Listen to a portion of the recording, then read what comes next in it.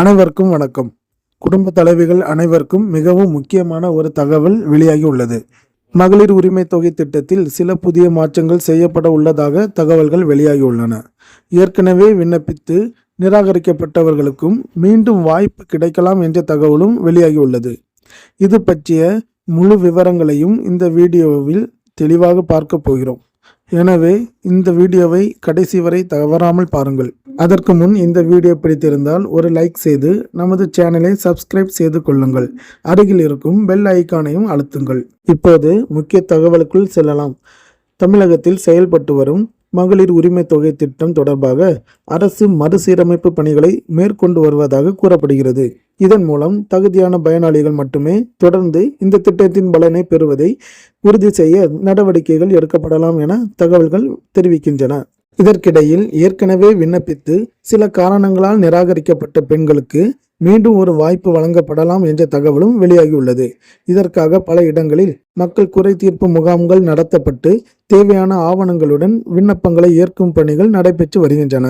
Ration card, Aadhaar அட்டை, வங்கி கணக்கு விவரங்கள் உள்ளிட்ட ஆவணங்களை சமர்ப்பிக்குமாறு அதிகாரிகள் வழிகாட்டி வருகின்றன. அரசின் அடுத்த கட்ட உத்தரவு வந்த பிறகு இந்த விண்ணப்பங்கள் பரிசீலனை செய்யப்படும் என்று அதிகாரிகள் தெரிவித்துள்ளதாக கூறப்படுகிறது.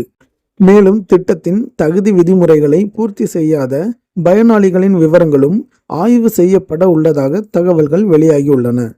தகுதியற்றவர்கள், தவறான தகவல்களுடன் சேர்க்கப்பட்டவர்கள், உயிரிழந்தவர்களின் பெயர்கள் போன்றவை சரிபார்க்கப்பட்டு பட்டியல் புதுப்பிக்கப்படலாம் என கூறப்படுகிறது. அதே நேரத்தில் தேர்தல் வாக்குறுதியில் அறிவிக்கப்பட்ட தொகை உயர்வு குறித்து பலரும் எதிர்பார்த்து கொண்டிருக்கின்றனர். இது குறித்து அரசு அதிகாரப்பூர்வ அறிவிப்பை வெளியிடும் வரை உறுதியான தகவல் எதுவும் வெளியாகவில்லை. எனவே சமூக வலைதளங்களில் பரவும் உறுதி செய்யப்படாத தகவல்களை நம்பாமல் அரசின் அதிகாரப்பூர்வ அறிவிப்பை மட்டுமே பின்பற்றுவது நல்லது. 2500 ரூபாய் வழங்கப்படும், 60 வயதுக்கு மேற்பட்டவர்களுக்கு 3000 ரூபாய் வழங்கப்படும் போன்ற தகவல்கள் தற்போது அதிகாரப்பூர்வமாக அறிவிக்கப்பட்டதா என்பதை அரசு வெளியிடும் அறிவிப்பின் அடிப்படையில் மட்டுமே உறுதிப்படுத்த முடியும். அதிகாரப்பூர்வ அறிவிப்பு வெளியாகும் வரை இதை உறுதியான தகவல்களாக எடுத்துக்கொள்ள வேண்டாம். இந்த தகவல் உங்களுக்கு பயனுள்ளதாக இருந்தால் இந்த வீடியோவை உங்கள் நண்பர்கள் மற்றும் குடும்பத்தினருடன் பகிருங்கள். நன்றி. மீண்டும் ஒரு பயனுள்ள தகவல்களுடன் அடுத்த வீடியோவில் சந்திப்போம். வணக்கம்.